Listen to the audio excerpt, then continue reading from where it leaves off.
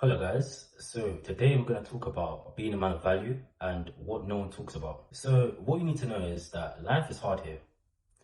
Why is it hard? Because you could work on yourself and you can get zero results. Let's say you work on yourself, you get your finances up, you go to the gym, you start your own business, you do your skincare routine, whatever you guys want to do that's going to improve yourselves, you do it. And what do you get? You get zero attention from women, especially here in the UK. And sometimes this is why life is just so hard, because what's the point of putting in all that working just to get zero results? It doesn't make any sense. And don't say like, oh yeah, I'm only working on myself for me. That is bullshit. You're working on yourself to get female attention. And the same thing with women. Women do the same thing as well. They dress up nice, they go to the nightclub, and they say, oh yeah, I'm going to the nightclub with my girlfriends. You're not doing that. You're going to the nightclub for the guys as well. Just like the guys, what we do, we dress up nice for the females. And what I've noticed is that, like, for example, just because you work on yourself doesn't mean you're going to get attention. You're still going to get flaked on. You're still going to get left on red. You're still going to get left on seen. You're still going to get left on wherever red, seen, I don't even know. Like, whatever they're going to do something just to try and play with your emotions. And all you guys in the comments that are saying, oh, why are you hating on women? I'm not hating on women. I'm just saying what I've experienced and what I've seen. And one thing I've noticed, right? Because I was like, okay, cool. I'm not getting any results. Let me look at dating coaches. Okay, cool. So I looked at people like FX Fearless, AMS. I don't know if you guys know about these people, but so yeah, I would look at them and I'm like, okay, cool. I'm doing all this stuff, but I'm not getting any attention whatsoever. Like, I'm not getting any choosing signals. Like, they just seem uninterested. So in reality, what they're selling you is they're selling you a lie. They're trying to make you buy the courses, trying to make you spend big, just to get zero results. They're basically scamming you, basically. That's what they're doing, because it doesn't make any sense. They talk about trying to go to the gym, trying to impress women, trying to do this, showing them that you're the man. It doesn't matter what you do, you're still gonna end up being in the same place. Zero results, zero interest, you're not being recognized. Like, even it got to a point where I was working on myself, right? I was going to the gym. I love my parents, I love my parents, yeah, but my parents were like, oh yeah, you're gonna eventually find the one. What do you mean I'm gonna find the one? Like, I've come to the conclusion that it's never gonna happen for me here. My best bet is to just go abroad and find myself a nice woman. Settle down, no one's trying to stress me out. That's the best thing for me to do. Okay, cool, now you're working on yourself and you go abroad. What's the difference? Okay, when you go abroad, you're gonna get noticed. You could be an 8 out of 10, you could be a 10 out of 10. When you go abroad, you're gonna get better results and you're gonna get better looking women. Let's say you're in the UK, right? Let's say the women in the UK are apples.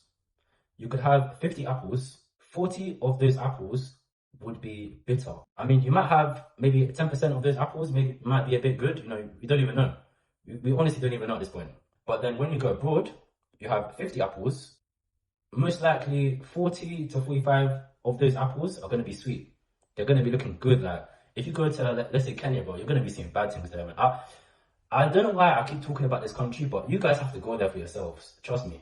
You guys will know. When you leave Kenya and you come to the UK, when you hear we're going to be arriving to Heathrow Airport, you're going to be like, back to reality, no?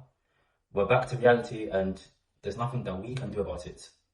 If it was up to me, I would tell the pilot to just fly back to Kenya, drop me off. It got to a point where I was even crying. I was like, rah.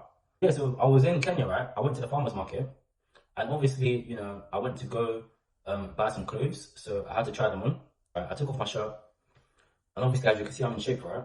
So I took off my shirt. This girl instantly was preemie, man. She was preemie, and I was like, rah. So I was like, cool, let me just try the shirt on, pay for it, and then go chat to her and see what's up in it. So I went up to her, right? And I was like, hey, how you doing? Instantly, she was like, I like what I see. No woman in the UK has said that to me since I got into shape. Even when I was in Notting Hill Carnival, right? I took off my shirt purposefully to get attention.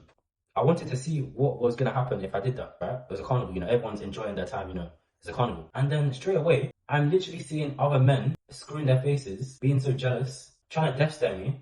Like, bro, like, why are you jealous? Like, why are you trying to hate on me? It even got to a point where some of these women had boyfriends, husbands. They were looking at me as if I'm the enemy. It doesn't make any sense. You know what it is? I feel like some of these women, right, are not happy. They're not content. It's like, as soon as you start working on yourself, right?